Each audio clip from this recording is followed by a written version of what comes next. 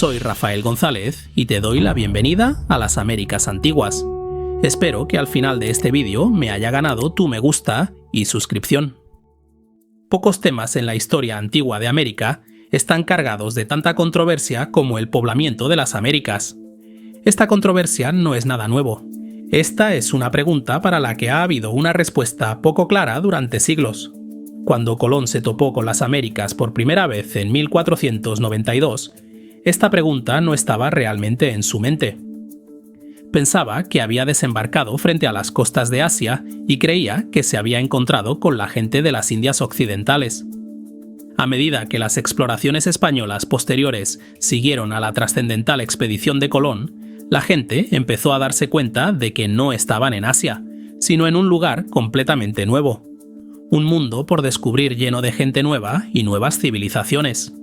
Ese hallazgo trajo a la mente de todos una pregunta desconcertante que ha perdurado hasta hoy. ¿De dónde vinieron los primeros americanos y cuánto tiempo llevan aquí? Este episodio pretende ser una visión general del tema. Podría ser mucho más largo y mucho más profundo. Se podrían hacer muchos episodios sobre este tema. Dicho esto, lo he condensado lo mejor que he podido y aún así he fallado estrepitosamente al hacer un episodio de casi 30 minutos. Pero antes de continuar, hay un asunto espinoso que debemos abordar, y es cómo referirse a los pueblos indígenas de las Américas en su conjunto. En mis vídeos anteriores, normalmente he tenido la suerte de poder referirme a personas de una cultura específica, pero en este vídeo no se me concede tal margen de maniobra. Aquí, en un mundo ideal, habría consenso entre todos los pueblos indígenas sobre cómo se les debería llamar. Pero, por desgracia, no lo hay, y eso ha generado cierta controversia. Los términos que veo la mayor parte del tiempo son indígenas, nativos americanos, amerindios y pueblos originarios. Ahora bien, cada uno de ellos tiene sus pros y sus contras. Muchos indígenas se identifican como indios, aunque todos sabemos que el nombre es un error terminológico. Nativo americano es un término bueno y conciso, pero en realidad no se usa tanto fuera de los Estados Unidos. Además, americano es una designación europea que proviene del nombre de Américo Vespuccio. Así que incluso eso tiene su propia carga. Amerindio es lo que se usa mucho en la literatura científica, pero no ha calado mucho fuera de ella. Otra versión de esto que verás cuando leas sobre este tema específico es paleoindio, pero, al igual que amerindio, no ve mucho la luz fuera de las páginas de la literatura científica. Pueblos originarios es el término más reciente que realmente está ganando fuerza en todas partes. Lo que quiero decir aquí es que no hay un consenso sólido, y se puede argumentar a favor de cada término. Personalmente, prefiero los términos nativo americano y pueblos indígenas, y hasta ahora no he escuchado ninguna objeción a los términos cuando los he usado en mis vídeos. Así que esos son los que vas a escuchar en este episodio. Probablemente también escuches el término paleoindio algunas veces.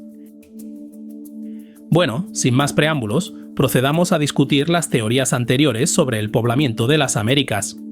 A lo largo de los siglos, e incluso hoy en día, han circulado muchas teorías sobre los orígenes de los nativos americanos.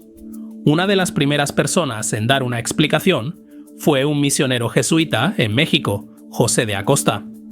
De Acosta propuso que los pueblos indígenas habían migrado a América desde Asia y que existía una ruta terrestre desconocida que unía ambos continentes. Para el pensamiento del siglo XVI, esto era bastante bueno, y de Acosta iba por el camino correcto. Desafortunadamente, las ideas de Acosta no calaron en el gran público, y en su lugar arraigó la teoría popular de que los primeros americanos descendían de las tribus perdidas de Israel. Estas eran las tribus que fueron deportadas de Israel tras la conquista asiria. Esto puede sonar bastante inverosímil hoy en día, pero esta teoría estuvo muy de moda durante un tiempo, y recibió mucho apoyo de alto nivel por parte de hombres como William Penn, Cotton Mather y Joseph Smith. Utilizando esta teoría como base, muchos naturalistas concluyeron que los humanos debieron haber llegado a América alrededor del 3000 a.C. Si lo piensas, eso es increíblemente reciente. Pero tal visión no podía durar para siempre, y a medida que la arqueología comenzó a desarrollarse en América, empezó a surgir una nueva imagen. El punto de inflexión llegó en 1908, cuando George McJunkin, un antiguo esclavo convertido en vaquero y geólogo autodidacta, descubrió el esqueleto de un Bison antiquus en un barranco erosionado a las afueras de Folsom, Nuevo México. El Bison antiquus era una versión más grande del bisonte moderno que se remonta al Pleistoceno. Ya eran bien conocidos en la comunidad científica. Pero lo que hizo que este descubrimiento fuera tan sensacional fue que McJunkin encontró una punta de lanza en los restos, lo que significaba que el bisonte había sido matado por un humano. Este y otros descubrimientos similares que siguieron lo cambiaron todo. Esta era una prueba irrefutable de que los humanos habían coexistido en América con las criaturas de la Edad de Hielo. Con el paso del tiempo, se descubrieron más y más yacimientos con herramientas antiguas y puntas de lanza, y los arqueólogos empezaron a ver patrones en estas diferentes herramientas. Las diferentes culturas prehistóricas de todo el mundo tienen estilos de herramientas distintos, y esto puede ayudar a identificar diferentes culturas en varios periodos. La mayoría de las herramientas que se encontraban en América del Norte durante esa época eran puntas Folsom, que se caracterizan por su pequeño tamaño, colas sutiles y cabezas estriadas. Este tipo de herramientas son exclusivas de América del Norte y no se encuentran en ningún otro lugar del mundo. Sin embargo, no pasó mucho tiempo antes de que se descubriera un tipo de herramienta más antigua en el yacimiento de Clovis, Nuevo México, la punta Clovis. Las puntas Clovis eran más grandes y con un diseño ligeramente diferente. Los científicos y arqueólogos determinaron finalmente que eran el tipo de puntas más antiguo de las Américas. Otra cosa que notaron fue que todos los yacimientos Clovis databan de una ventana temporal muy pequeña, desde hace unos 13.500 hasta 12.900 años antes de Cristo. Al igual que sus homólogas Folsom, las puntas Clovis son una invención exclusivamente americana. No se encuentran en ningún otro lugar del mundo. Solo para tu información, AP significa antes del presente, y es la convención de datación que se utiliza en estos contextos cuando se habla de fechas muy antiguas. En inglés se dice BP, before present. Si quieres convertir una fecha de antes del presente a antes de Cristo, solo tienes que restar 2000 años y obtendrás la fecha aproximada antes de Cristo. Con estas fechas en la mano, surgió el consenso de que las primeras personas llegaron a América no antes de hace 13.500 años. Llamada más tarde la teoría de Clovis I, esta teoría fue defendida por primera vez por C. Vance Haynes en la década de los 60. Basó su teoría no solo en el registro arqueológico, sino también en un evento geológico importante, el último máximo glacial, o el EGM, por sus siglas en inglés. Durante el último máximo glacial, la Tierra estaba más fría y había más agua retenida en los casquetes polares. Estos glaciares se extendían por América del Norte de costa a costa, cortando el interior de las Américas de cualquier contacto con Eurasia. En aquel momento, Eurasia y las Américas estaban conectadas de hecho a través de un puente terrestre conocido como Beringia. Esta región estaba libre de hielo en aquel entonces y era plenamente capaz de albergar seres humanos.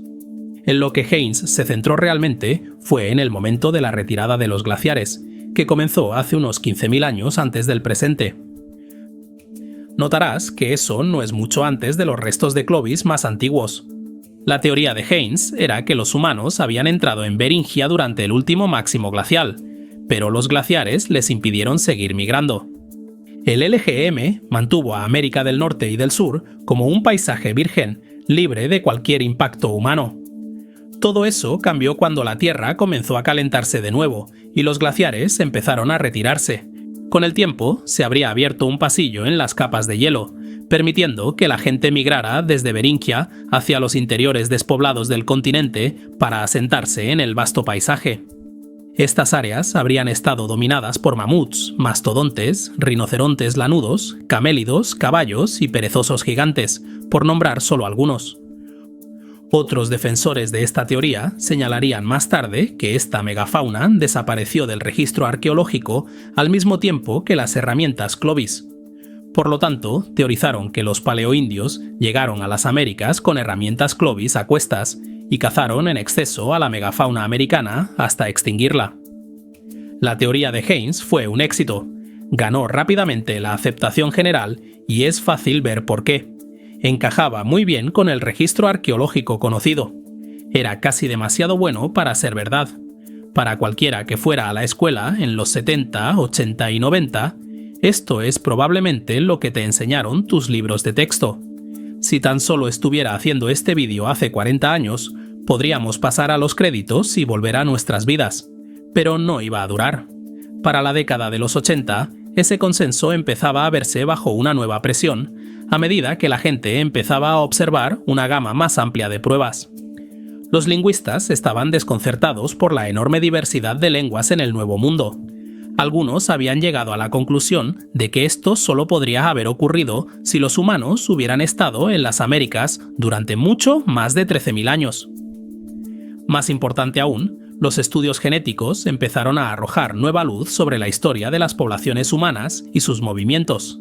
Los científicos empezaron a cuestionar la noción de que hubo una gran migración hacia América después del último máximo glacial. Sus investigaciones empezaron a dibujar un panorama de múltiples migraciones que comenzaron mucho antes de la cultura Clovis. Los investigadores del clima empezaron a observar los datos climáticos y a argumentar que la extinción de la megafauna no fue el resultado de la caza excesiva, sino más bien del cambio climático y la pérdida de hábitat. También señalaron que cuando los corredores se abrieron por primera vez a través de las capas de hielo, esa tierra recién expuesta habría sido inhabitable para humanos o animales durante siglos, y por lo tanto no transitable en esa supuesta fecha de 13.500 antes del presente. Incluso dentro del campo arqueológico, se estaban descubriendo nuevos yacimientos arqueológicos con pruebas humanas que precedían a la cultura Clovis. Estos descubrimientos dentro del propio campo arqueológico causaron un gran revuelo, y las cosas se caldearon bastante rápido. Tales fechas pre-Clovis fueron criticadas duramente y explicadas como el resultado de la contaminación, malas técnicas de datación e incompetencia general. Hasta que finalmente fue evidente. La gente realmente odia ver cómo desaparece una buena teoría. Así bien, ¿en qué situación nos dejaba esto? En un pequeño lío, me temo. El panorama de la migración humana hacia América está lejos de estar resuelto y las pruebas contradictorias pintan cuadros muy diferentes. Veamos primero la arqueología. Como mencioné antes, empezaron a surgir varios yacimientos que precedían a la teoría de Clovis I. Uno de los más importantes es el yacimiento de Monteverde, en el extremo sur de Chile. En los años 70, el arqueólogo Thomas Dillehay comenzó a excavar un antiguo campamento paleoindio y encontró materiales fabricados por el hombre que databan de entre 18.500 y 14.500 antes del presente. Ahora considera la ubicación. Este no es un yacimiento que esté cerca del punto de entrada al Nuevo Mundo. Esto es cerca del final de la línea, en América del Sur. Las personas que vivían allí no eran recién llegadas. Para ese momento ya llevaban siglos en las Américas y estaban bien adaptadas al entorno.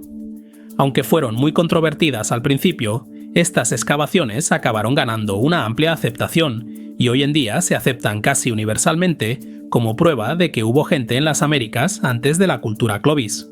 Y de hecho, nuevas excavaciones en el yacimiento también han arrojado material que se remonta a hace más de 30.000 años. Pero estas conclusiones están muy discutidas e incluso Dillehay ha reconocido que se necesita más estudio, así que tómalo con cautela. Otros yacimientos, como las cuevas de Paisley en Oregón, el yacimiento de Page-Ladson en Florida, el abrigo rocoso de Meadowcroft en Pensilvania y Buttermilk Creek en Texas, muestran asentamientos humanos pre-Clovis. El abrigo rocoso de Meadowcroft tiene restos que han sido datados hace 16.000 años, mucho antes de Clovis, aunque no sin cierta controversia. La cueva de Paisley también es importante porque tiene restos humanos que datan de hace 13.000 a 14.000 años antes del presente. Y con restos no me refiero a huesos, sino a coprolitos, que es el término científico para la caca fosilizada.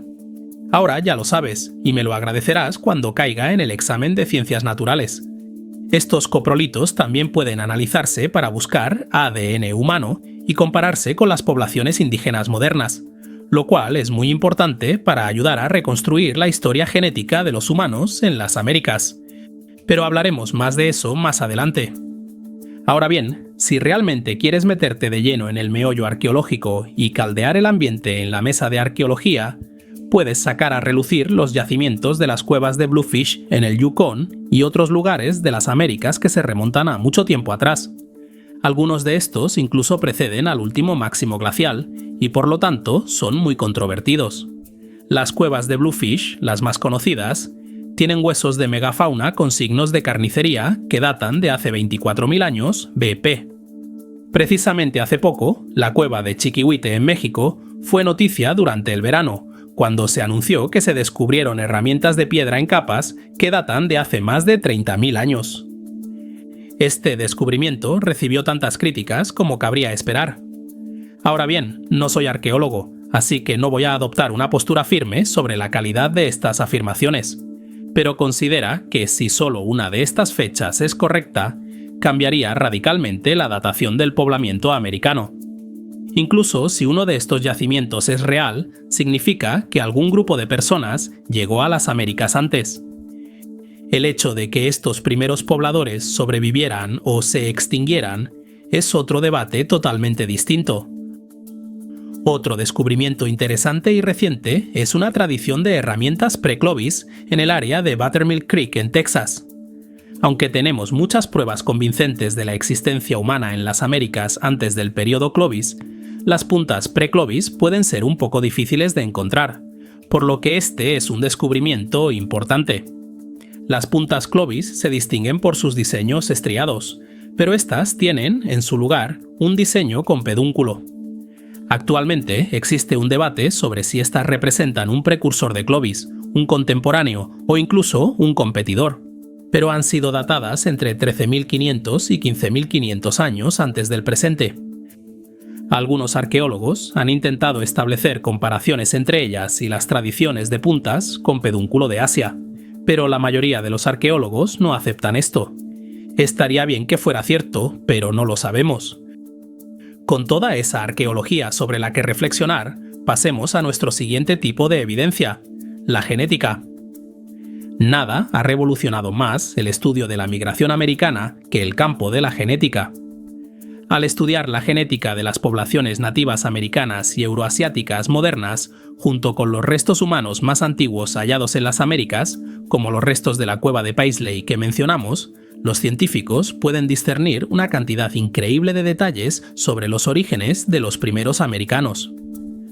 Ahora, antes de continuar, solo quiero decir que este es un campo de estudio muy activo y que nuestra comprensión de esto cambia constantemente, y es muy posible que esto pueda ser revisado en el futuro.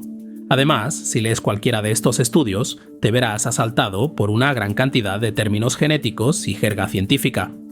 Todo esto está muy fuera de mi especialidad, y este no es un programa de ciencia, así que voy a simplificarlo para todo el mundo y a resumirlo lo mejor que pueda para los profanos.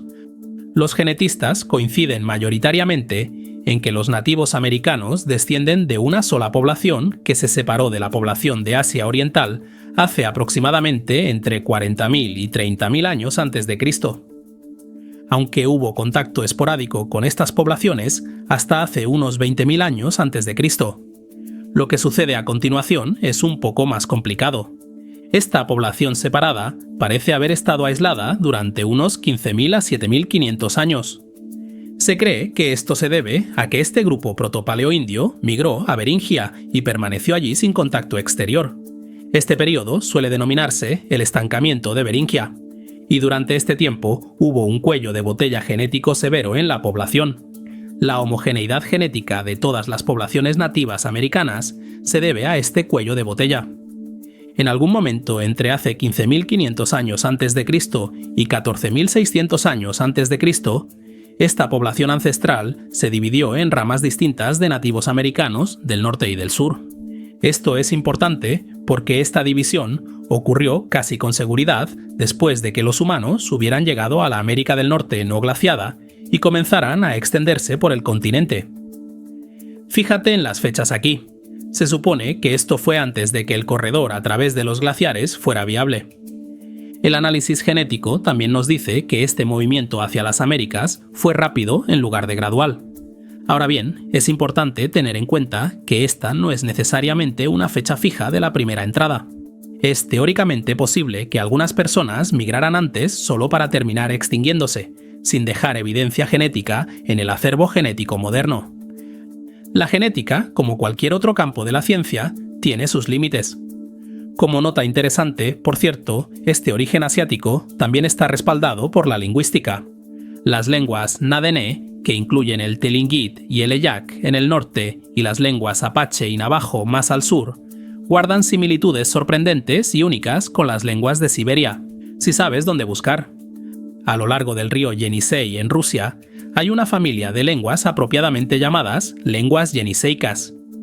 Estas lenguas, de las cuales solo una sobrevive hoy en día, son increíblemente distintas y complejas.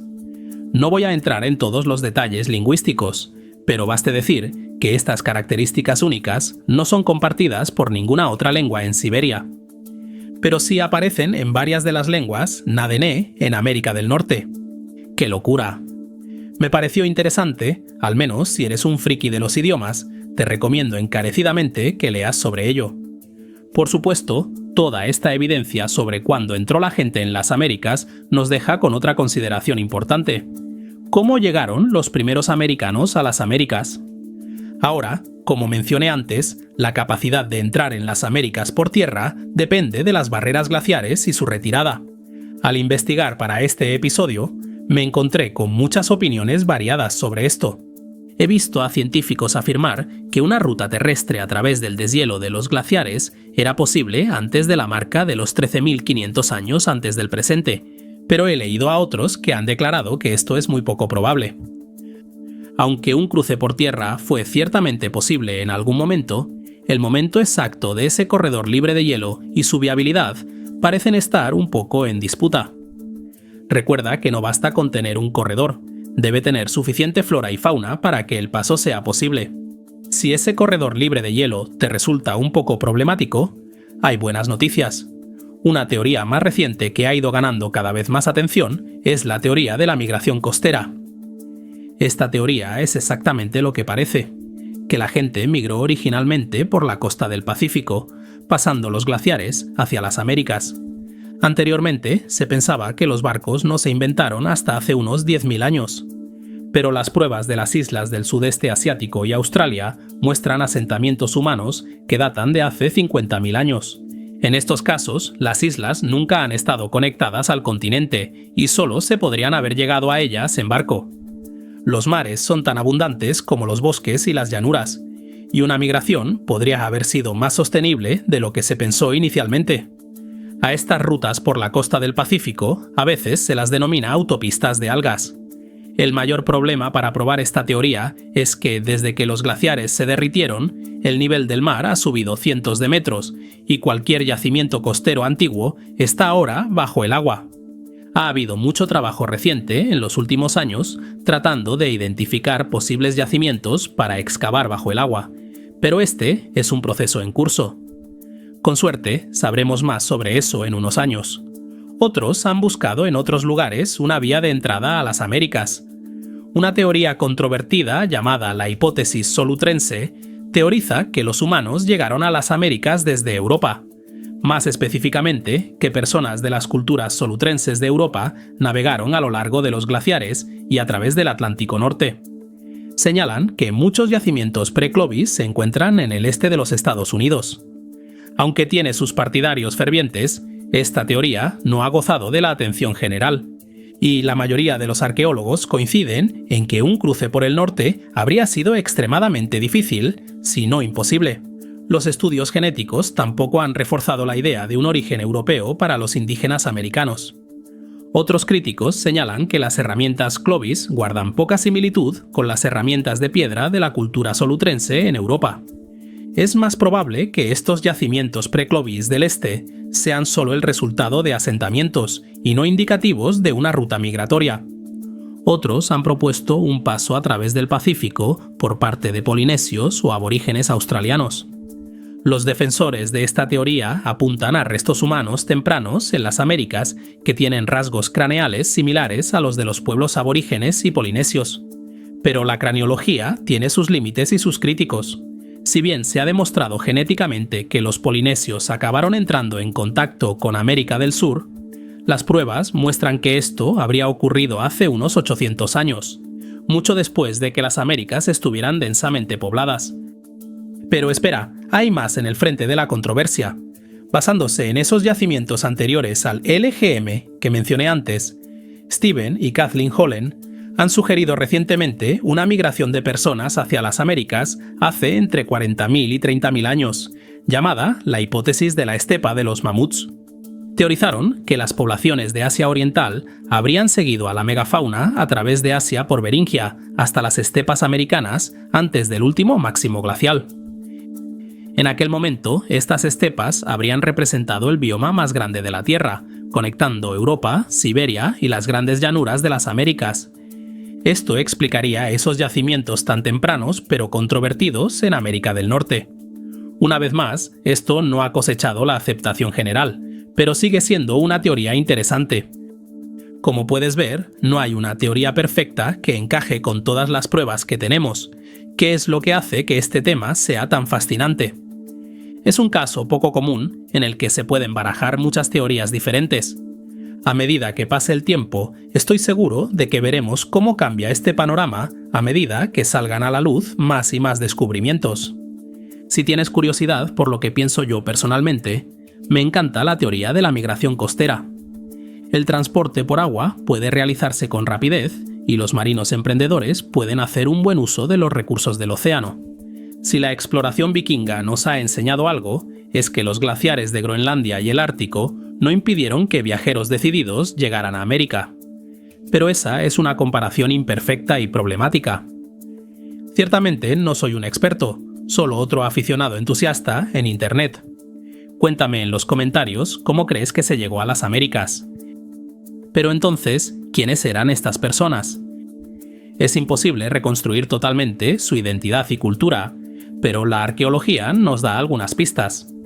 Al contrario de la antigua imagen de cazadores-recolectores nómadas que cazaban lentamente toda la caza mayor de las Américas hasta su extinción, los primeros americanos eran probablemente cazadores-recolectores organizados en clanes que vivían de una gran variedad de alimentos. Curiosamente, en los diferentes yacimientos Clovis, los huesos más comunes no provienen de la gran megafauna, sino de animales más pequeños. Las herramientas de piedra, incluso en la cultura Clovis, muestran una variedad increíble más allá de la caza y la carnicería. Incluso hay herramientas Clovis que fueron diseñadas para cortar hierba y foliaje. América del Sur tiene varias tradiciones de herramientas propias y distintas que reflejan estilos de vida adaptados a los diferentes entornos. Las culturas posteriores muestran una preferencia por puntas más pequeñas y ligeras, probablemente porque valoraban su movilidad. Un hecho extremadamente desconcertante sobre los primeros americanos es la escasez de restos humanos. Mientras que se pueden encontrar esqueletos de los primeros Homo sapiens en África, Eurasia y Australia, son muy raros en las Américas, lo que nos priva de importantes pruebas de enterramiento. Algunos arqueólogos han intentado sacar conclusiones de esta tendencia y especulan que los primeros americanos incineraban a sus muertos o no practicaban enterramientos rituales. Pero nadie está realmente seguro. Podría ser igualmente que estemos buscando en los lugares equivocados y que simplemente aún no hayamos encontrado tantos. En última instancia, es muy difícil reconstruir la cultura de un pueblo diverso a partir de pruebas tan limitadas. Independientemente de quiénes fueran y de dónde vinieran, los primeros americanos tuvieron un éxito increíble. En solo unos pocos miles de años se habían extendido por todos los rincones de América del Norte y del Sur. A partir de una población fundadora de quizás solo 1000 individuos, transformaron la Tierra y cambiaron la historia del mundo. Todo ello mientras estaban aislados de sus antepasados en el Viejo Mundo. Con el tiempo, aquel valiente grupo de exploradores se convertiría en los Pueblo, los Choctaw, los Mexicas, los Mayas, los Zapotecos, los Muiscas, los Chimúes, los Incas, los Mapuches y muchos más. Lo quedaría por saber qué pensaron los primeros americanos mientras estaban al borde del Viejo Mundo y decidieron dar ese primer paso hacia las Américas por descubrir. ¿Tenían alguna idea de que serían el comienzo de algo tan increíble? Si tan solo pudiéramos saberlo. Esto ha sido Américas Antiguas con Rafael González. No te olvides dejar un me gusta y suscribirte. Un saludo y nos vemos en el futuro.